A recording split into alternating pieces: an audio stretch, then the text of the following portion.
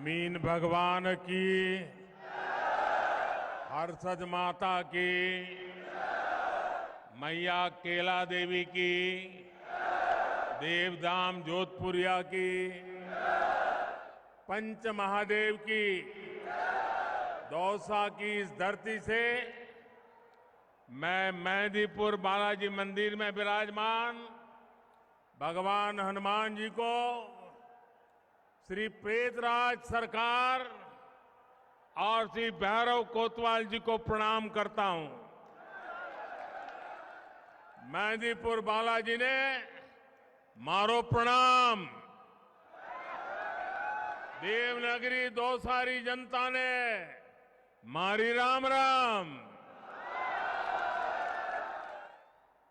कुछ दिन पहले ही मुझे भीलवाड़ा में भगवान देवनारायण के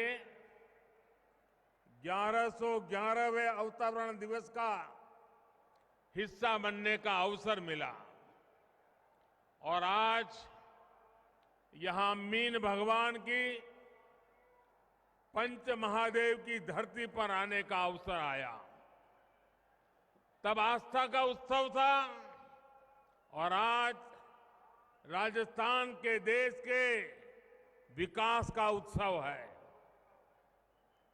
थोड़ी देर पहले देश के सबसे आधुनिक एक्सप्रेस वे के पहले चरण का लोकार्पण करने का मुझे अवसर मिला है।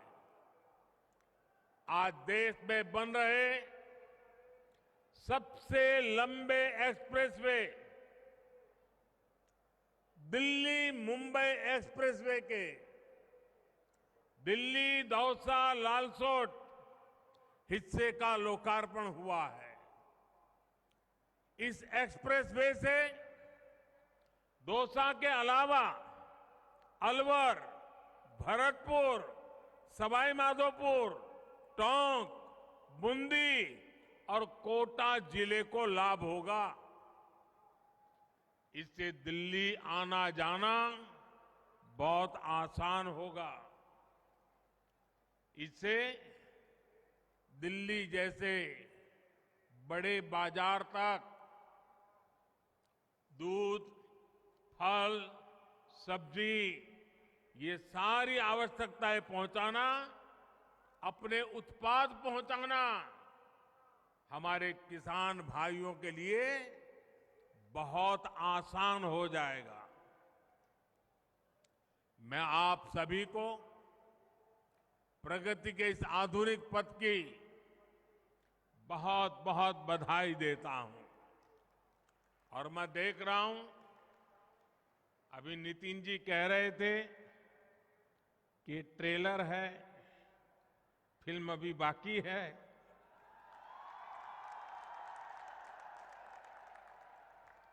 ये देखकर के मैं कह रहा हूं ये ट्रेलर है, फिल्म अभी बाकी है।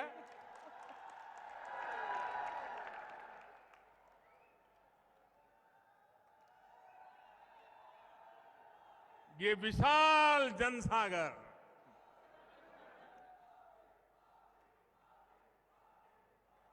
मैं राजस्थान के इस प्यार के लिए, राजस्थान के इस आशीर्वाद के लिए सर झुका करके राजस्थान को प्रणाम करता हूं। भाई और बहनों, राजस्थान की ये धरती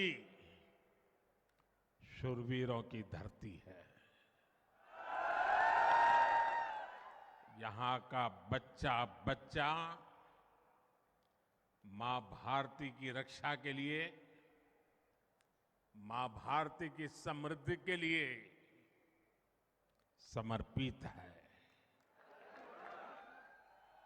यहां के बच्चे बच्चे का सपना रहा है कि भारत दुनिया में किसी से भी कम ना हो।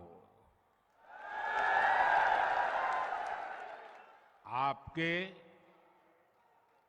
इसी सपने को पूरा करने के लिए अब भारत ने विकसित बनने का संकल्प लिया है। विकसित भारत बनने के लिए भारत का तेज विकास बहुत जरूरी है। भारत के तेज विकास के लिए भारत में आने जाने के साधनों का तेज होना जरूरी है। भारत में आधुनिक इंफ्रास्ट्रक्चर होना उतना ही जरूरी है। इसलिए बीते 9 वर्षों से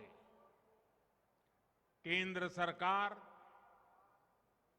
रोड, रेल, गरीबों के लिए घर, हर घर में जल, बिजली, ऐसे हर इंफ्रास्ट्रक्चर पर खूब सारा पैसा खर्च कर रही है। इस वर्ष के बजट में भी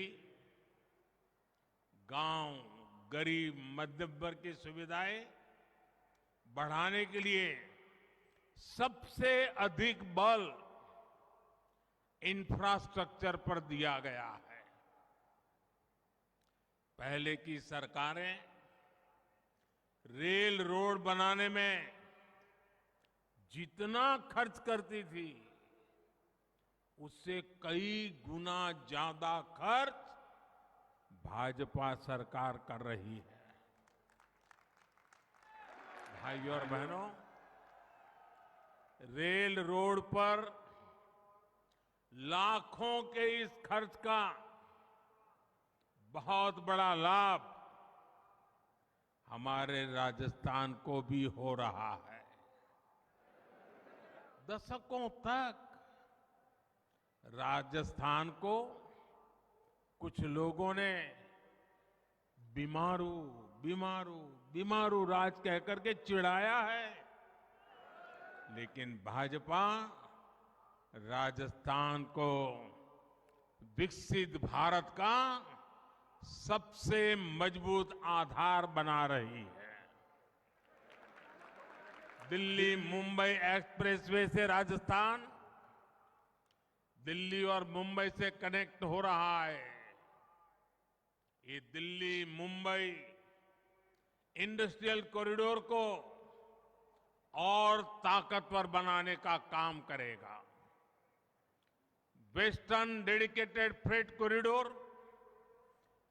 यानी मालगाड़ियों के लिए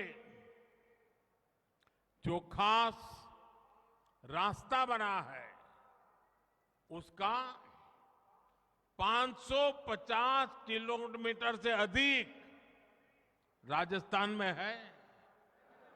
इससे राजस्थान सीधे गुजरात और महाराष्ट्र के बंदरगाहों से जुड़ेगा। यानी राजस्थान में उद्योग लगाना और ज्यादा आसान हो जाएगा। आज जिन 3 और सड़क परियोजनाओं पर काम शुरू हुआ है उससे भी राजस्थान के विकास को गति मिलेगी, यहां की कनेक्टिविटी बढ़ेगी। साथियों, तारंगा हिल से अंबाजी होते हुए आबू रोड तक नई रेल लाइन के निर्माण पर भी काम शुरू हो चुका है।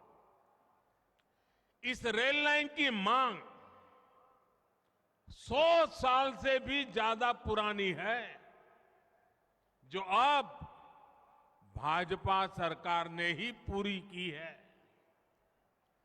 उदयपुर से अहमदाबाद के बीच रेल लाइन को भी ब्रॉड गेज में बदलने का काम हम पूरा कर चुके हैं। इस रूट पर अब ट्रेनें चलना भी शुरू हो चुका है। इससे मेवाड़ क्षेत्र, गुजरात सहित देश के अन्य भागों से बड़ी लाइन से कनेक्ट हो गया है। साथियों, जब इंफ्रास्ट्रक्चर बनता है तब रोजगार भी देता है और बनने के बाद भी व्यापार, कारोबार, उद्योग धंधों को बहुत बड़ी शक्ति देता है। और आप इससे परिचित हैं।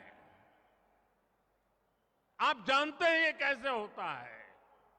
सड़क, रेल पटरी, एयरपोर्ट, पुल, पोर्ट, जब ये सब बनते हैं तो इससे सैकड़ों उद्योगों को बल मिलता है।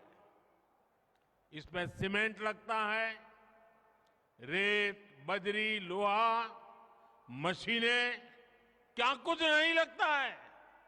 इससे जुड़े उद्योगों में नौकरियां निकलती हैं, दुकानों में नौकरियां बढ़ती हैं, इंफ्रास्ट्रक्चर बनाने में इंजीनियर लगते हैं, श्रमिक लगते हैं, यानी अपने अपने कौशल के हिसाब से युवाओं को ढेर सारे रोजगार के अवसर उपलब्ध हो जाते हैं। जहां ये प्रोजेक्ट बन रहे होते हैं तो उसके आसपास मेंटेनेंस, रिपेयर और दूसरी सेवाओं की मांग भी बढ़ती है। इससे भी स्थानीय स्तर पर रोजगार बनते हैं। साथियों, अच्छा इंफ्रास्ट्रक्चर व्यापार, कारोबार को बल देता है। इससे ट्रांसपोर्ट और पर्यटन जैसे सेक्टर्स को बल मिलता है। ये भी युवाओं के लिए रोजगार और स्वरोजगार के सबसे बड़े माध्यम है। राजस्थान में तो पर्यटन बहुत बड़ा सेक्टर है।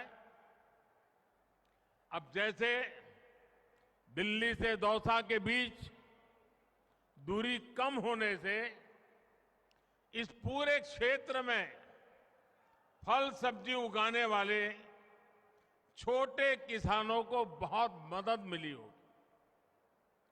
उनके लिए दिल्ली जैसा बड़ा बाजार नजदीक आ गया है। अब राजस्थान आने वाली टूरिस्ट सड़क के रास्ते ज्यादा आएंगे तो राजस्थान में ट्रांसपोर्ट सेक्टर में युवाओं के लिए भी अवसर बढ़ेंगे। साथियों, आज देश विरासत भी और विकास भी इस मंत्र को लेकर के आगे बढ़ रहा है। पर्यटन को बढ़ावा देने के लिए स्वदेश दर्शन योजना के तहत भी राजस्थान में काम किया गया है। भाजपा सरकार ने यहां मेहंदीपुर, बालाजी और धौलपुर में मुचकुंड धाम का विकास भी किया है। अपने आस्था स्थलों का विकास भी भाजपा सरकार की प्राथमिकताओं में है। भाइयों और बहनों, पिछले 9 वर्षों में हमने उन क्षेत्रों, उन वर्गों पर भी विशेष ध्यान दिया है जो विकास से वंचित थे। हमने वंचितों को वरीयता दी है। गरीब हो, दलित हो, पिछड़े हो, आदिवासी हो, रेहड़ी ठेले वाले साथी हो, बंजारा गुमंतु समुदाय हो, छोटे किसान हो, हर वर्ग का हमने ध्यान रखा है। आप देखिए, गरीब परिवारों को पहली बार शिक्षा और सरकारी नौकरियों में हमने आरक्षण दिया है। ओबीसी वर्ग को संवैधानिक सुरक्षा मिले, इसके लिए ओबीसी आयोग को संवैधानिक दर्जा हमारी सरकार ने दिया है। ऑल इंडिया मेडिकल कोटे में ओबीसी के लिए आरक्षण नहीं था।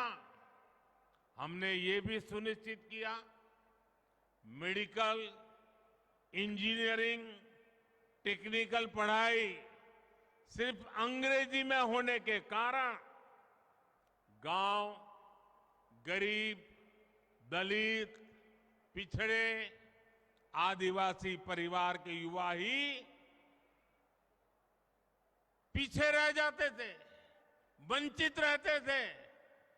भाषा के कारण उनका भविष्य उजड़ जाता था।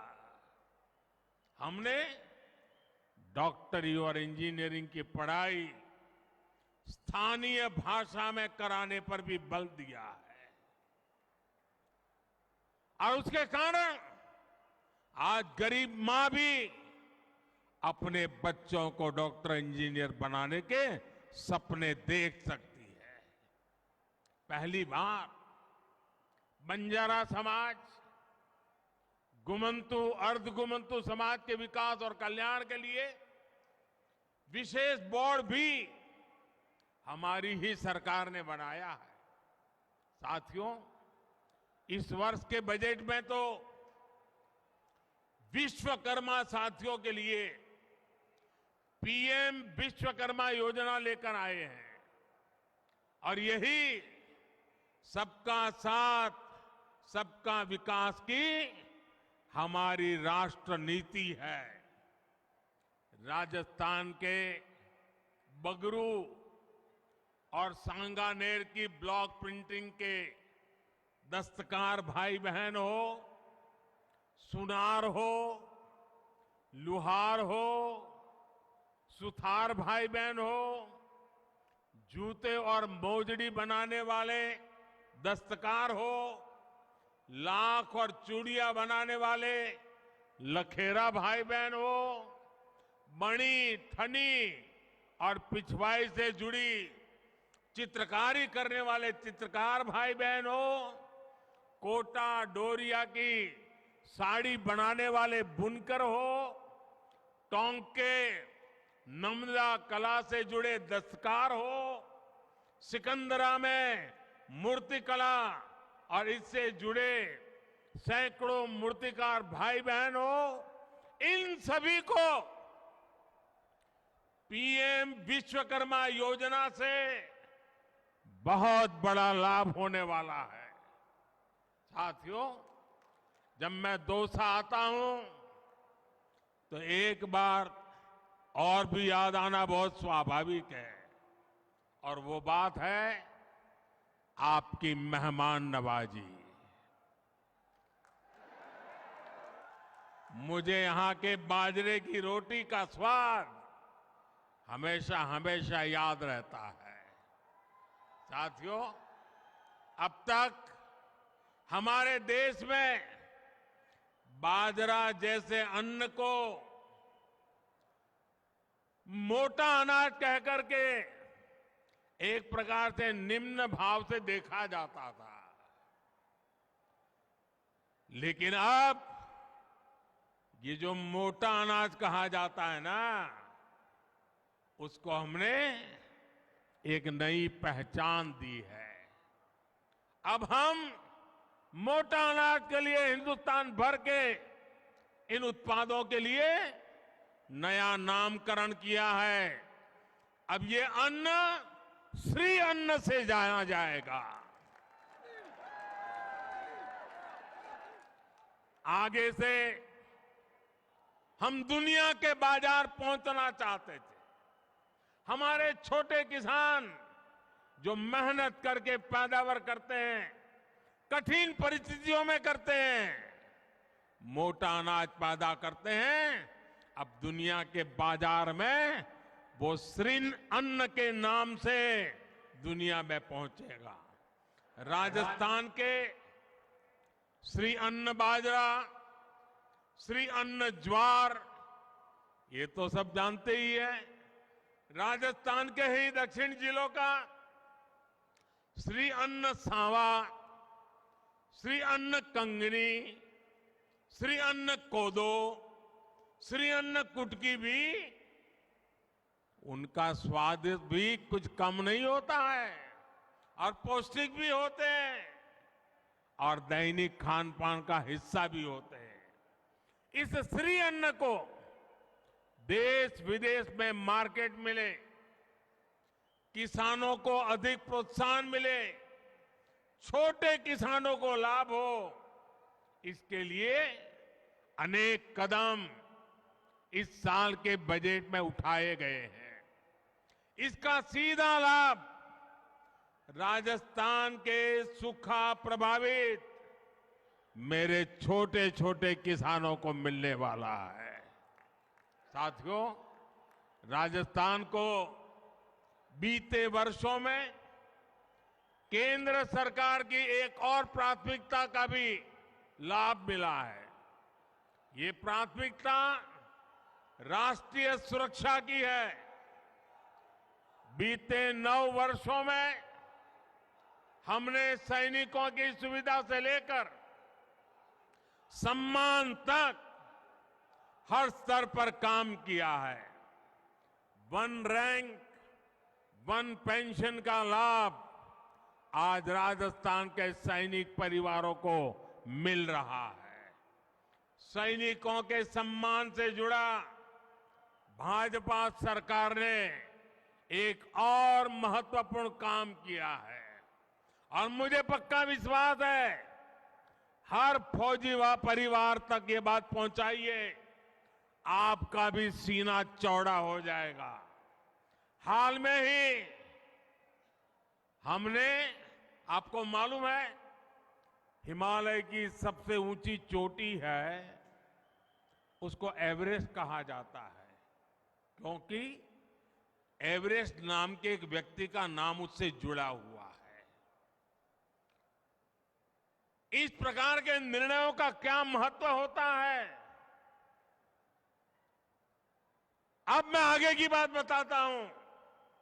हाल में ही हमने अंडमान निकोबार में द्वीपों के नाम हमारी सेना के वीर, जिन्होंने अपने पराक्रम के कारण परमवीर चक्र का सम्मान प्राप्त किया था, जो परमवीर चक्र विजेता थे, ऐसे महान देश के लिए मिटने वाले, देश के लिए जीने मरने वाले हमारे इन वीर सैनिकों के नाम पर अंडमान निकोबार के टापुओं का नाम हमने उनके नाम कर दिया है।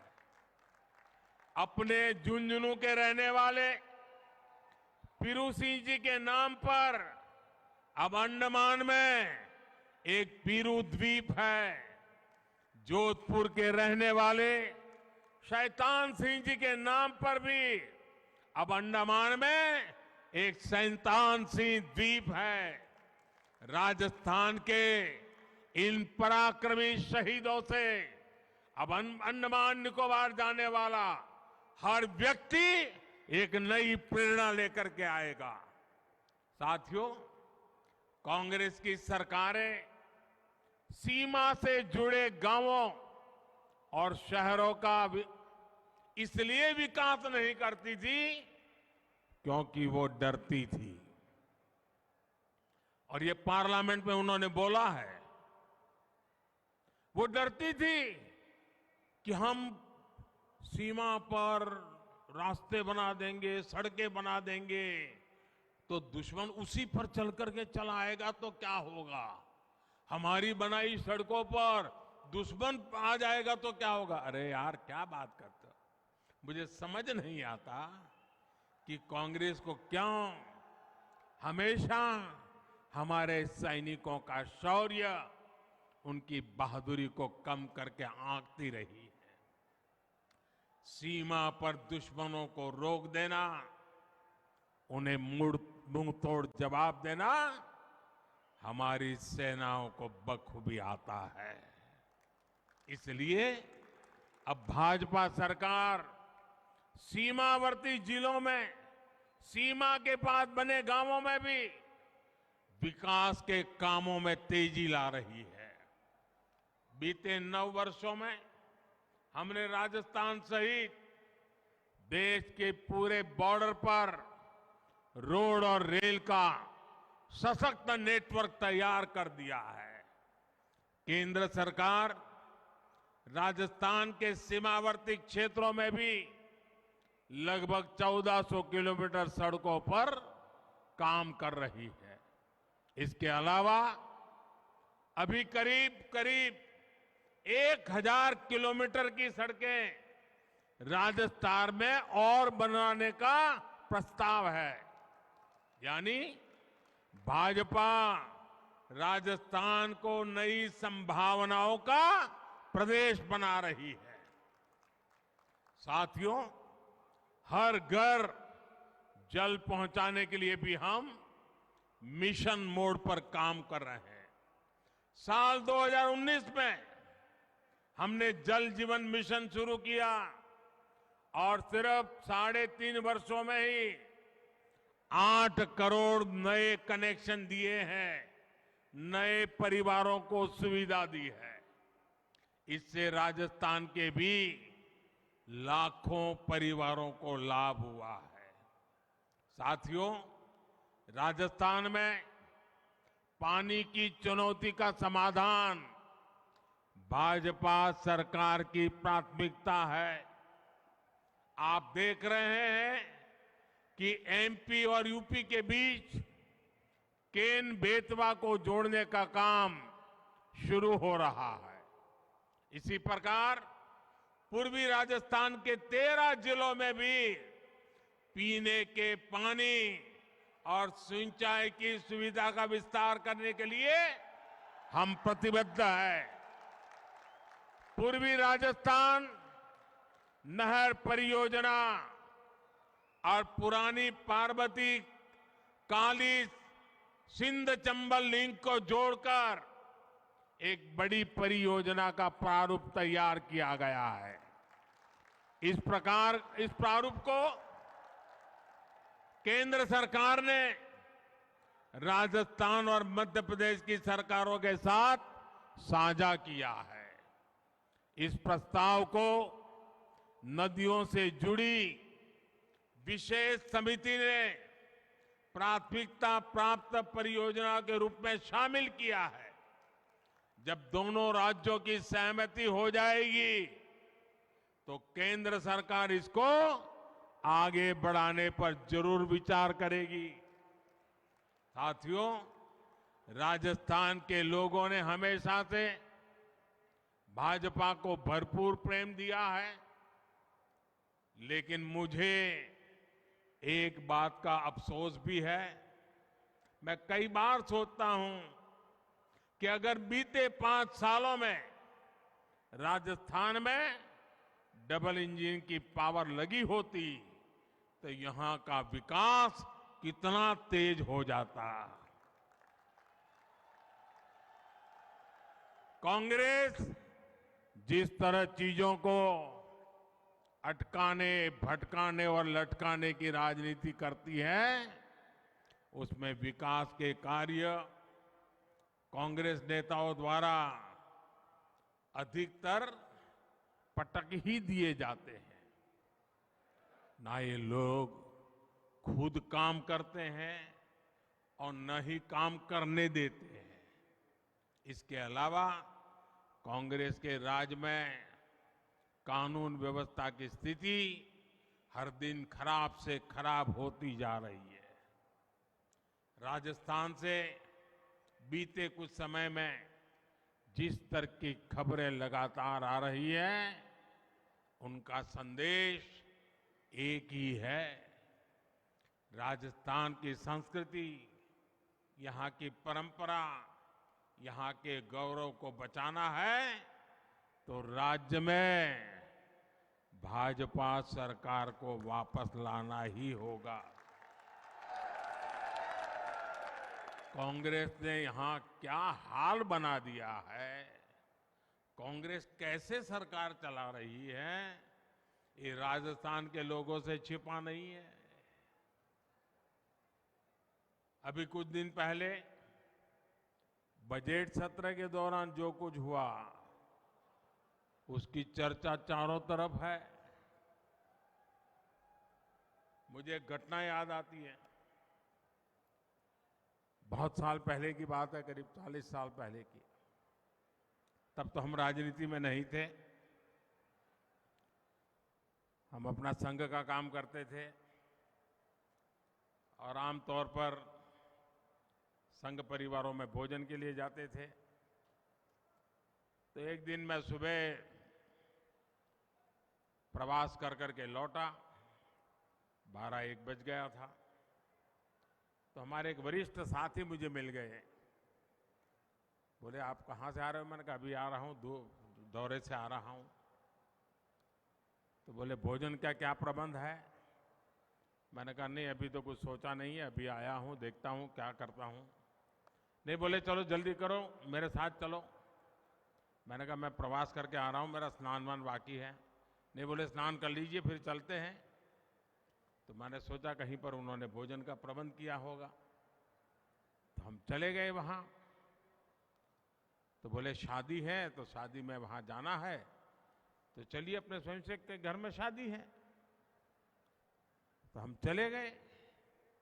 तो जिनके यहाँ शादी थी वो तो अपने दुकान घर के बाहर थी, वहां काम कर रहे थे, वो दर्जी थे, दर्जी काम कर रहे थे।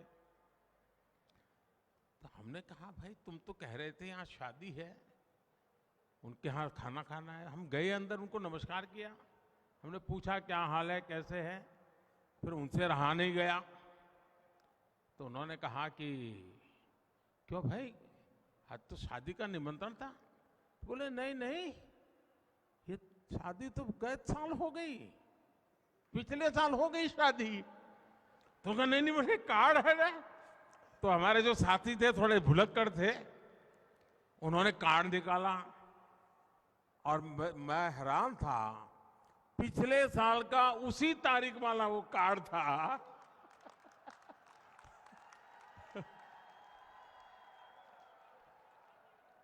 हम बिना खाए घर वापिस आए। साथियों, खैर इस बात को कोई आपके राजस्थान से कोई लेना देना नहीं है। ये तो मैं अपनी पुरानी बात याद आई तो मैं एक बता दूं। साथियों, मैं मानता हूं गलती किसी से भी हो सकती है, लेकिन इससे ये भी पता चलता है कि कांग्रेस के पास ना ही विजन है और ना ही उसकी बातों में कोई वजन रह गया है। कांग्रेस के लिए बजट और घोषणाएं होती ही कागजों में लिखने के लिए, योजनाएं और कार्यक्रमों को जमीन पर लागू करने में कांग्रेस का कोई इरादा नहीं होता। साथियों, सवाल ये नहीं है कि कौन से वाला पड़ा, सवाल ये है कि पहले वाला जब पड़ा था साल भर उसको डिब्बे में बंद रखा था, इसके कारण ये हुआ है। अब राजस्थान को अस्थिर सरकार से मुक्ति चाहिए, अनिश्चितता से मुक्ति चाहिए। अब राजस्थान को स्थिर और विकास वाली सरकार चाहिए। तभी राजस्थान में कानून का राज स्थापित हो पाएगा, तभी राजस्थान तेज विकास के रास्ते पर चल पाएगा। आज मैं राजस्थान में डबल इंजन सरकार के लिए उत्साह देख रहा हूं। चारों तरफ वही मुझे नजर आ रहा है। यहां दौसा में भी ये उत्साह साफ साफ दिख रहा है। एक बार फिर आप सभी को एक्सप्रेस वे के लिए, नई सड़क परियोजनाओं के लिए मैं बहुत बहुत बधाई देता हूं। और इतनी विशाल तादाद में आप विकास के काम के लिए जुड़े, यही भारत के उज्जवल भविष्य का संकेत है। बहुत बहुत धन्यवाद, बहुत बहुत शुभकामनाएं। धन्यवाद प्रधानमंत्री जी। एक बार जोरदार प्रधानमंत्री जी का तालियां बजाकर धन्यवाद देंगे।